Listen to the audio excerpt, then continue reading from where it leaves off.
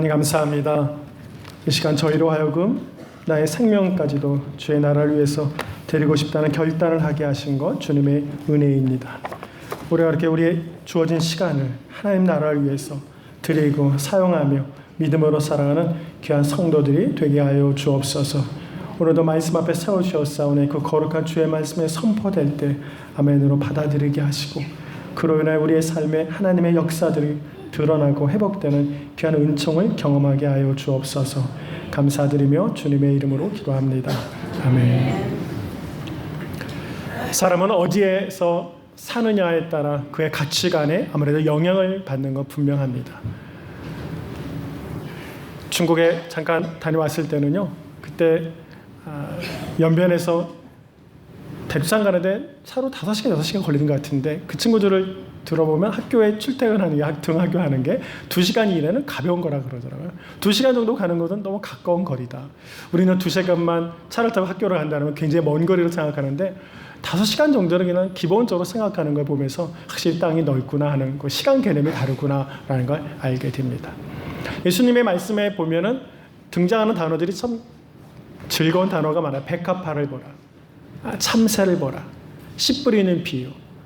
그분의 말씀 속에 주님께서 갈릴리 호숫가를 중심으로 어떤 삶의 생각들이, 은혜들이 그의 시간 가운데 많이 아로새겨져 있구나라는 걸 알게 됩니다. 호숫가에서의 삶은 좀 낭만적이지 않나요? 그래서 주님에게도 좀 낭만적인 것들이 많이 발견되고 치유와 회복과 그런 기쁨들이 주님의 삶에 그대로 묻어있는 것을 우리는 좀 보게 됩니다. 그러나 우리가 생각하는 그런 낭만성과 예수님이 사시던 그 당시의 갈릴리 지역 사회는 결국 그렇지만은 않았다는 것도 우리는 알아야 할 것입니다. 갈릴리 지역은 고요함과는 좀 거리가 멀고요. 이방인의 갈릴리처럼 이곳에는 많은 갈등과 정치적인 싸움과 폭력들이 사실은 많이 내재해 있던 땅이 또 갈릴리 땅입니다. 주님이 태어나시기 4년 전만 해도 헤롯 대왕이 노마로부터 그 권력을 산 거죠. 유대 왕이라는 직위를 가지고 갈릴리를 다스리고 있었어요. 그가 죽고 나서 이 갈릴리 지역이 세 지역으로 나눠졌을 때 주님이 태어나신 이쪽 지역은 헤롯 안티파스가 사실은 지배하고 있었습니다. 그러니까 성경에 말하는 헤롯은 헤롯 안티파스가 정확한 이름이 되는 것이죠.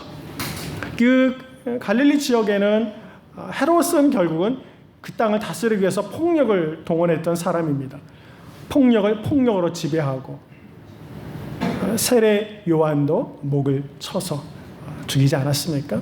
조금은 해도 무엇인가 왕위를 위협하는 일이 있으면 무자비하게 그들을 짓눌렸고 노동자들은 착취하고 자기 배만 불리던 일들이 이 갈릴리 땅에서 계속해서 이루어지던 사건이었고 삶이었다라는 걸 알게 되는 거죠.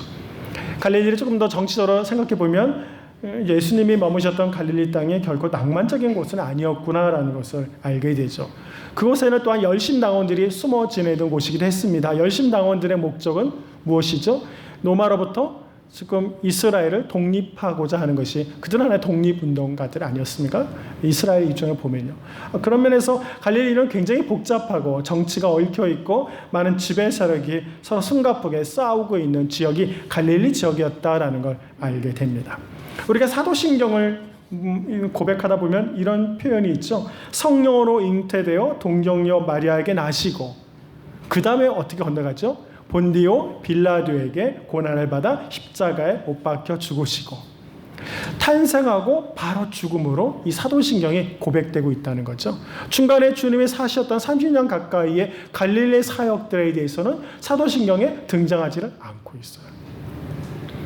갈릴리에서의 주님의 삶이 무엇인가를 생각해 보아야만 예루살렘과 십자가를 향한 우리의 길이 결코 흐트러진 길이 아니라는 것을 알게 되는 것이고 그 준비하는 시간이 될 것이라는 생각을 하면서 오늘 예수님께서 갈릴리에서 지내셨던 시간들을 깊이 여러분들이 좀 마음에 새겼으면 좋겠습니다. 정치와 갈등과 억압이 있던 그 땅에서 주님은 도대체 어떤 방식으로 하나님 나라를 세워가기를 원하신 것인지, 그 갈릴리에서 주님의 사역들을 집중하다 보면 그분이 이루려고 했던 하나님 나라가 어떤 것인지를 알 수 있게 되는 거죠.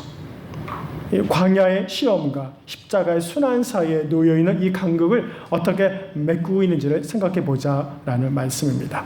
이 말씀 속에 들여다보면 결국 그 지역은 여전히 전투가 있고 갈등이 있는 곳이었지만 이런 것입니다. 주님은 무엇을 말씀하시냐면 너희들이 말씀과 행함으로 다른 왕이 또한 있다는 것을 증거해야 한다는 걸 말해주고 있는 것이에요. 로마의 황자와 헤롯과는 다른 방식으로 세상을 조직하는 방법이 있다는 것도 이미 설명하고 말씀해주고 있는 것 아닙니까? 검과 왕 간의 나라가 아니라 또 다른 나라가 있다는 것을 선포하게 하시고 그 나라에 우리를 부르시고 헌신케 하시는 예수의 음성을 듣게 되는 거죠. 그러니까 하나님 나라의 무기는 무엇인가를 다시 한번 보여주시는 것이에요. 너희들이 이 땅을 무기로 지배해서 하나님 나라를 세워가는 것이 아니라는 겁니다. 갈릴리에 있던 많은 사람들은 그 나라의 회복을 위해서, 종교인들은 하나님 나라를 얻기 위해서 애를 썼을 것이고요. 정치인들은 해방을 얻기 위해서 애를 썼을 것이고요. 이런 갈등을 갖고 있는 사람들과 자기 방식을 갖고 있던 사람들에게 하나님 나라를 이루는 새로운 방식과 새로운 비전을 백성들에게 알려주고 있는 것이 갈릴리에서의 주님의 사역이라는 거죠. 어떻게 하나님 나라를 이루어갈 수 있는 것이 뭡니까? 무기를 따지면 기도, 금식, 진리, 공의, 평화의 복음, 믿음, 구원. 더구 예수께서는 많은 사람들이 세상의 방식으로 하나님 나라를 세워가려고 했던 이스라엘 사람들과 또는 정치 집단들에게 그런 방식이 아니라 하나님 나라는 하나님의 방식으로 세워갈 것을 선포하고 있는 중이에요. 그렇다면 지금 여러분들에게 던질 질문은 이런 것입니다. 여러분은 지금 여러분이 살아가는 삶의 자리에서 하나님 나라를 세워가고 있느냐라는 것이죠. 그 당시에 많은 사람들은 갈릴리의 삶에서도 그 당시의 세계적인 방식으로 자기가 살고 있는 삶의 방식으로 하나님 나라를 이해하고 세워가려고 했습니다. 제자들도 그랬어요. 제자들도 결국은 그들의 방식으로 하나님 나라를 세워가려고 애를 쓴 사람들이었잖아요. 성령을 체험하기 전에는요. 그런 면에서 우리가 살아가는 이 땅도 우리는 우리의 가정을 정말 하나님 나라의 방식으로 세워가는지, 우리의 교회는, 우리의 직장은, 우리의 삶의 터전은, 우리가 살아가는 삶의 자리자리마다 하나님 나라의 깃발이 꽂혀져 있고 그것에서 하나님의 다스림대로 살고 있느냐라는 질문을 해야 합니다. 우리가 결혼할 때 하나님 나라의 방식을 세워가는 결혼인가요? 정치 활동은 어떻습니까? 투표할 때는 어떤가요? 하나님 나라의 믿음을 가지고 투표를 하고 있나요? 소비할 때는 어떻습니까? 이 사회에 활동하는 이 모든 과정마다 갈릴리에 살아가는 사람이지만 하나님 나라의 방식으로 살아가는 삶으로의 초청과 부르심이 우리 가운데 있다라는 것. 이것이 순례자가 마음에 새겨야 할 것이며 그 길이 하나님 나라를 세워가는 믿음의 길이고 순례의 길이라는 것을 알게 됩니다. 오늘 말씀을 새겨보시면서 그동안 나는 세상의 방식으로 하나님 나라를 이루어가려고 했던 우리들이 있다면 다시 한번 돌아보셔야 할 것입니다. 하나님 나라는 하나님 나라의 방식으로만 세워갈 수가 있습니다. 그 일들을 어떻게 주님은 갈릴리 지역에서 그 일을 선포하셨고 이루어가셨는가를 우리가 돌아보고 우리도 새로운 하나님 나라가 닮아가는 교회를 세워가려고 하는 거 있는 건 이시잖아요. 이런 교회를 어떻게 세워갈 건지에 대한 소망과 비전을 좀 마음에 깊이 새기는 그런 시간이 될 수 있기를 축복합니다. 17절에 보면 이때부터 예수께서 비로소 전파하여 이르시되라고 말합니다. 이때부터 주님은 이제 당신의 사역을 선포하는 이때부터 처음 복음을 전하면서 당신의 사역을 이 땅에 드러내기 시작하셨습니다. 근데 그 일이 처음에 무엇이냐면 그 처음의 사역이 주님의 마음을 알게 하는 것이라고 저는 생각이 들어요. 그러면 이때부터 시작하신 일이 처음에 과연 무엇일까? 하나님 나라를 세워가고 싶어하는 그 첫 스타트가 도대체 뭘까? 잘 읽어보시면 결국 사람을 부르고 있다는 걸 알게 되는 거예요. 사람을 부르시고 그들을 제자 삼으시고 그들에게 사명을 주십니다. 여기서 우리는 주님의 열정을 알게 되는 거예요. 주님의 열정은 주님이 하나님 나라를 세워가는 그 사역의 열정은 결국 사람을 세우는 일에 집중되어 있었구나라는 걸 알게 되는 거죠. 주님의 마음을 우리가 알게 됩니다. 사람을 세움으로 그 사람을 통하여 하나님 나라를 세워가기를 원하시는 예수 그리스도, 그의 비전이 우리의 비전이 되기를 간절히 축복합니다. 자, 그럼 첫 번째, 주님이 우리를 부르심을 기억하기를 간절히 원합니다. 보시고 부르셨다. 여러분 18절, 21절 쭉 읽다 보면 주님께서 사람들을 지켜보시고 그를 부르셨어요. 18절에도 그물을 던지는 것을 보시니 그들은 어부라 그래서 그를 부르셨습니다. 베드로와 안드레, 야고보와 요한 다 지켜보신 다음에 그들을 부르셨다라고 성경은 그렇게 기록합니다. 우리는 가끔 착각해요. 아, 그때 갈릴리 지역에 어부가 4명밖에 없었구나라고 생각하는지 몰라요. 천만에요. 4명만 고기 잡고 있었겠어요. 역사학자들은 당시에 이 지역에 한 1000명 정도의 어부들이 있었을 것이라고 봐요.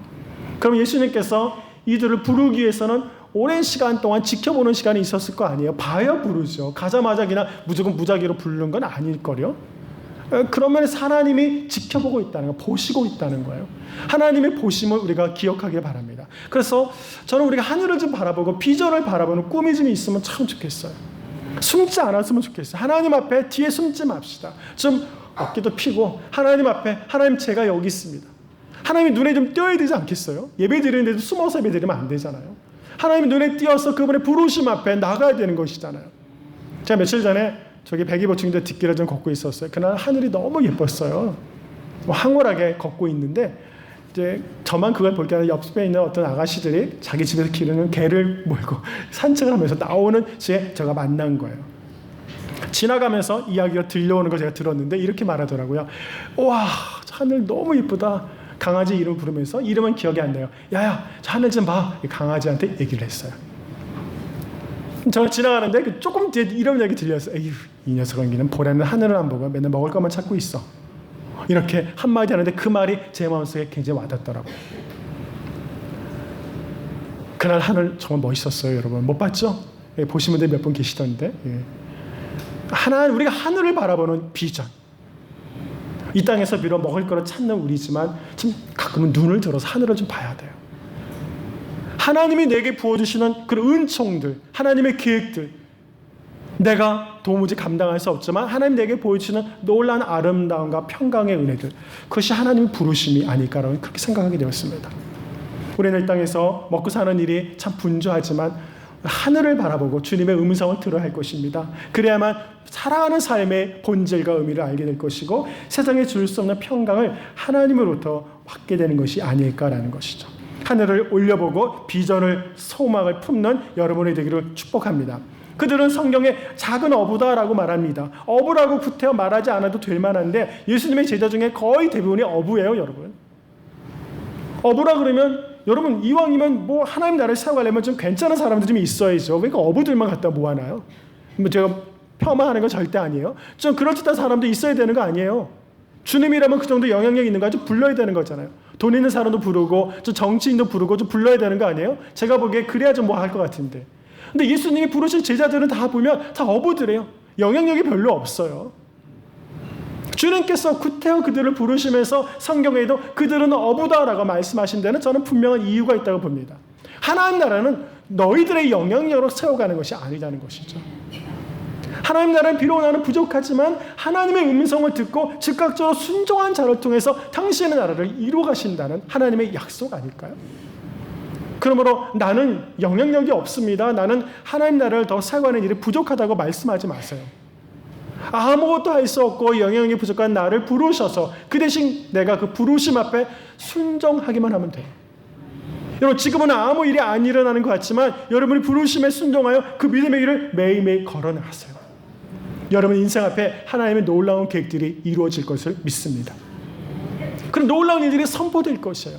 내가 믿음으로 그 길을 걷기만 하면 하나님은 당신의 선한 계획 안에 우리를 축복하실 것이고 우리를 통하여 우리의 가정과 삶의 처소 위에 하나님 나라를 선포할 수 있도록 우리를 불러주시는 거죠. 사람을 택하시고 부르셔서 그에게 사람을 낚는 어부가 되게 할 것이라는 비전을 주시잖아요.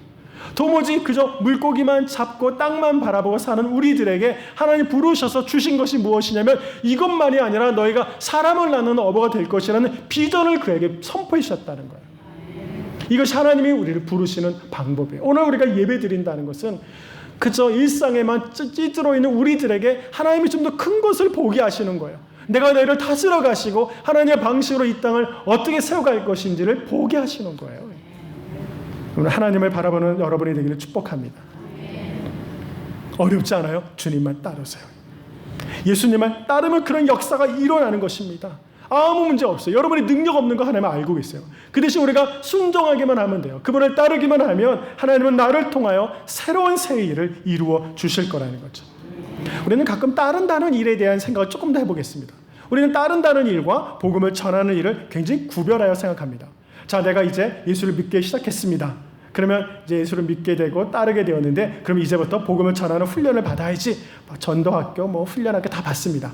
이 훈련을 수료하면 그럼 나는 이제 예수를 전하게 될 거야. 이렇게 생각하나요? 이 성경에 보면은 이 제자들과 주님을 만나서 주님의 부르심을 받은 사람들은 결코 한 번도 전도 학교를 수료한 적이 없어요. 예수의 부르심을 받은 사람은 즉각적으로 뭘 했죠? 예수를 전하기 시작했어요. 예수를 따른다는 것은 결국 예수를 전하는 것이에요. 이건 같은 것이에요.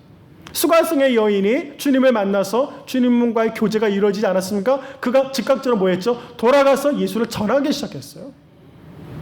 소경이 눈을 뜬 다음에 즉각적으로 한 일이 뭐죠? 예수를 증거한 일이었어요. 우리가 인생을 살면서 예수를 만났다, 주님을 따라간다라고 하는 것은 그때부터 그 예수를 전하는 것이에요. 우리 누구나 다 기도할 수 있습니다. 그러시죠? 누구나 다 나를 변화시킨 그분에 대해서 간증할 수 있습니다. 내가 이렇게 지금 나와 함께 하시는 예수 그리스도를 증거하는 것이 그 복음을 전하는 것이에요.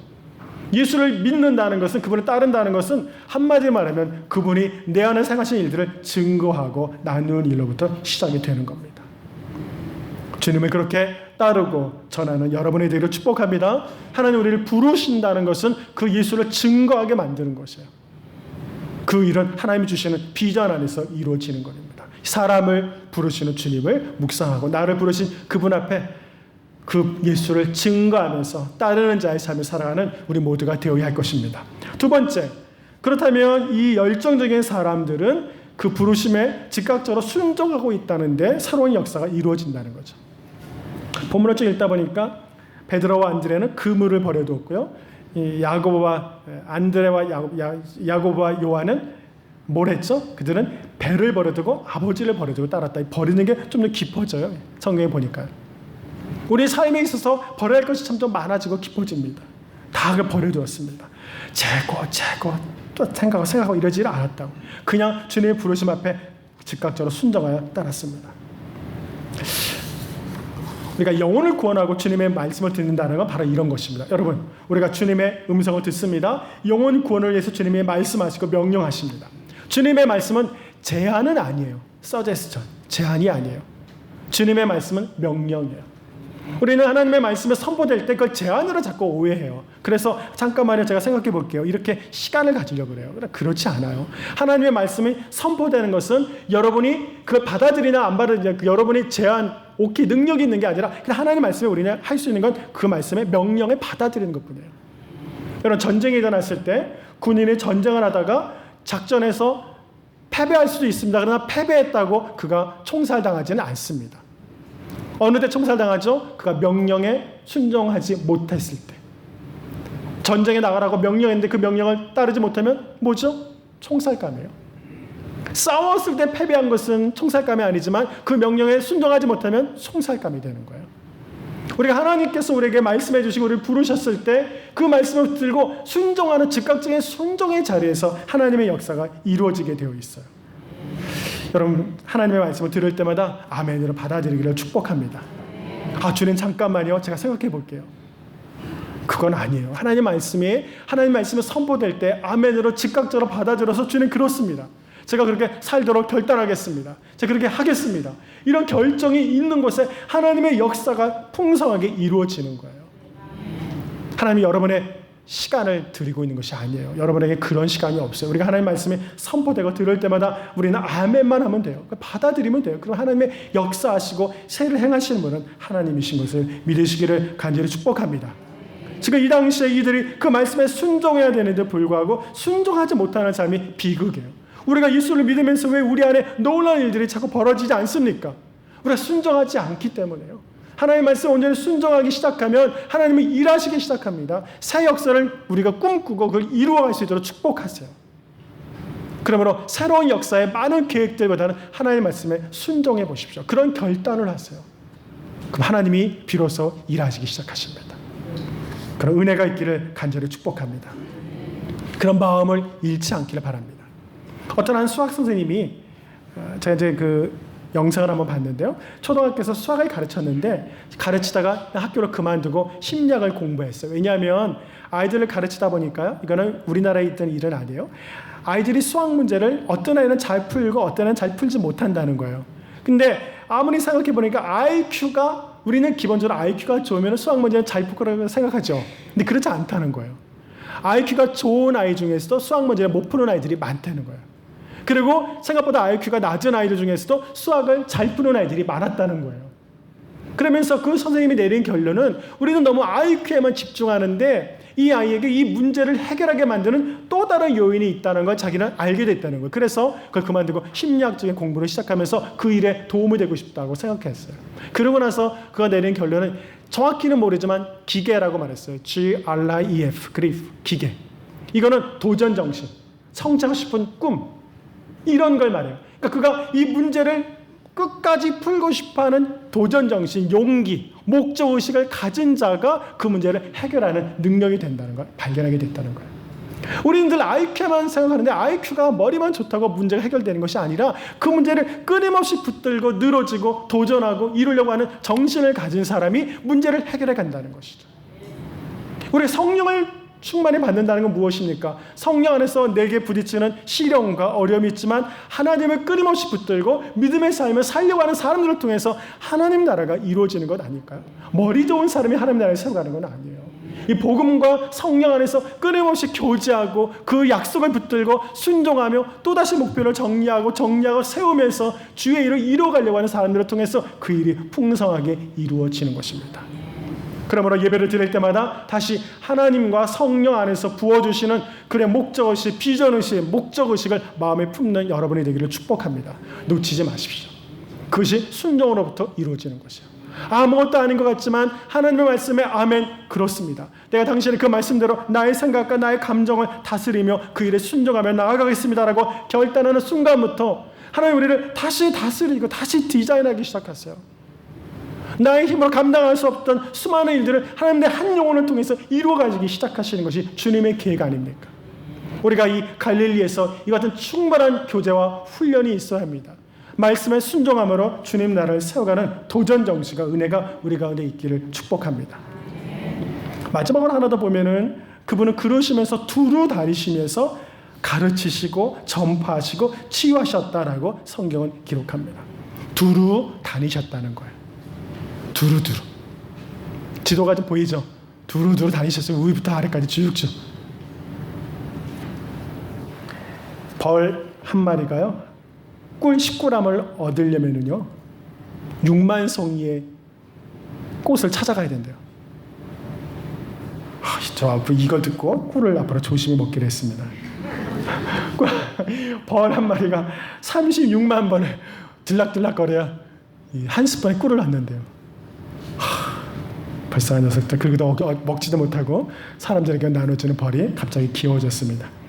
그만큼 영혼 구원을 위해서 우리가 부지런히 찾아야 한다는 거예요. 주님도 두루 찾아다니셨어요. 나사렛, 갈릴리 해변, 영혼 구원을 위하여 그 뜨거운 열정으로 하나님 나라를 찾아 나선 예수 그리스도. 성경은 그래서 주님의 그 하신 일들을 다 성경을 기록할 수 없을 만큼 많았다라고 설명하고 있지 않습니까? 그만큼 복음 전도와 치유를 위해서 그의 모든 인생, 도시와 마을과 모두를 다 찾아다니면서 그 일을 이루어주셨다라는 거예요. 우리가 사람을 찾고 복음을 전하고 두루두루 전파하고 다니는 우리 성도가 되기를 축복합니다. 이 복음을 전하는 길에 치유가 있고 회복이 이루어지는 거예요. 하나님의 치유가 어떻게 이루어지냐라고 생각해보면 복음이 선포되고 복음이 가르쳐지는 곳에서 치유가 이루어지는 거예요. 영적인 치유도 하나님의 말씀을 받아들일 때 이루어지는 거거든요. 여러분 문준경 전도사님 아시죠? 우리 교단의 선교사님, 순교자 아니십니까? 그분이 신안 그 섬마을에서 사역하셨던 전도사님이고 언젠가도 한번 영상을 본 적이 있어요. 허남의 갑부 아들과 결혼했는데 아이를 낳지 못해서 쫓겨났어요. 그러다가 이성복 목사님 밑에서 이제 신앙훈련을 받고 신학교를 갔죠. 아현교에 있는 우리 교단의 첫 번째 신학교를 갔어요. 거기서 공부를 하시고 전도사가 됐어요.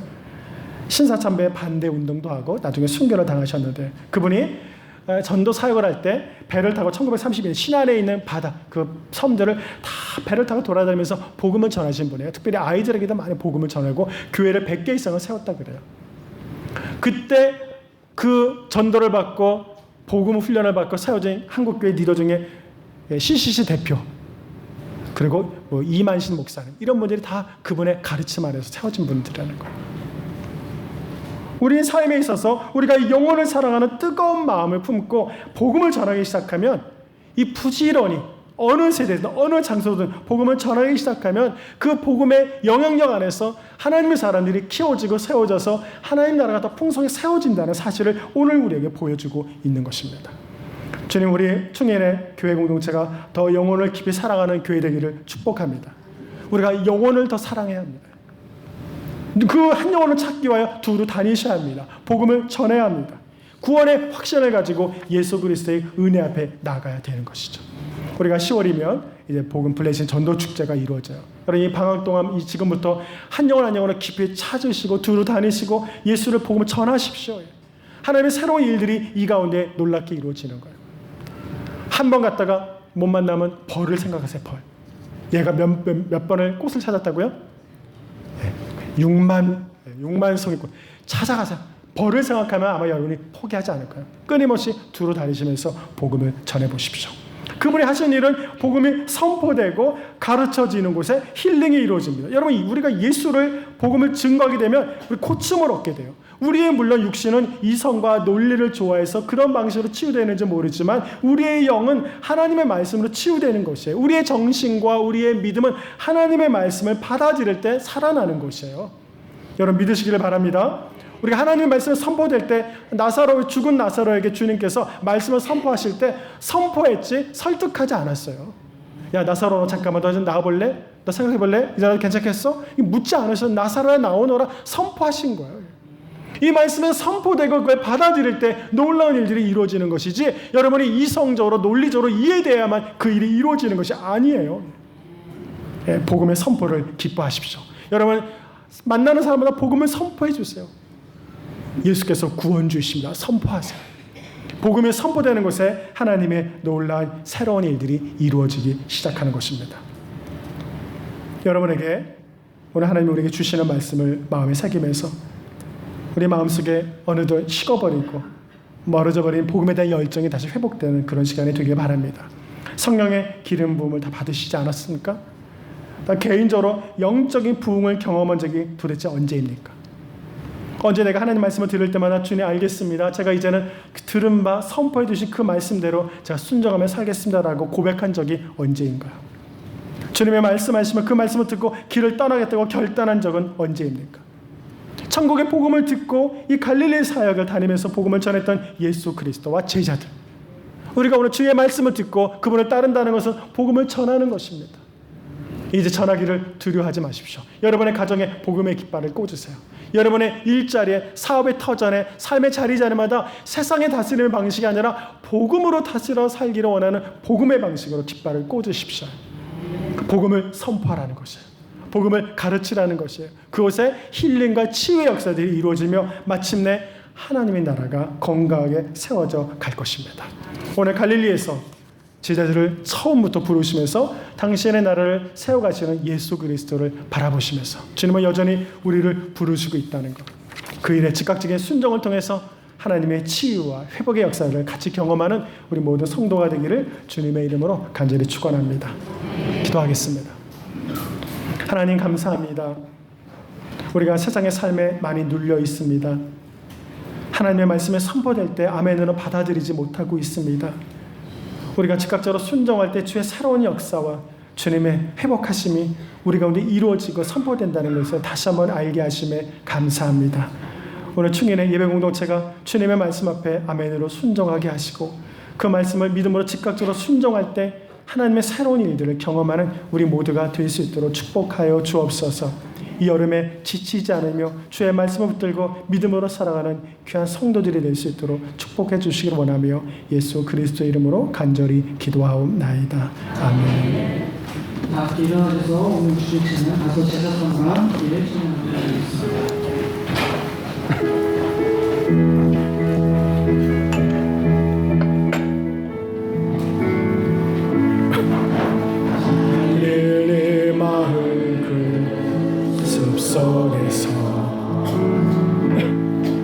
주님 그 11 제자 다시 만나시사 마지막 그들에게 부탁하시기를 너희들은 가져 세상으로 가서 제자 삼으라. 세상 많은 사람들을, 세상 모든 영혼이 내게 달렸나니. 가서 제자 삼으라. 나의 길을 가르치라. 내가 너희와 항상 함께 하리라. 지금도 우리 주 찾아오사. 어두워져 가는 저 세상 바라보며 마지막 우리에게 부탁하시기를, 너희들을 가라 저 세상으로. 가서 제자 삼으라. 세상 많은 사람들을, 세상 모든 영혼이 내게 달렸나니. 가서 제자 삼으라. 나의 길을 가르치라. 내가 너희와 항상 함께 하리라. 가서 제자 삼으라. 가서 제자 삼으라. 세상 많은 사람들을, 세상 모든 영혼을 내게 달렸나니. 가서 제자 삼으라. 나의 길을 가르치라. 내가 너희와 항상 함께 하리라. 이제는 우리 주 예수 그리스도의 은혜와 아버지 하나님의 크신 사랑과 성령이 함께 하시는 거룩한 은총이 오늘 주의 말씀을 듣고 순종함으로 복음을 땅끝까지 전하며 하나님 나라를 우리가 살아가는 삶의 자리마다 선포하고 세워가기를 원하는 우리 모두 위에 이제로부터 영원히 함께 하시길 간절히 축원하옵나이다. 아멘.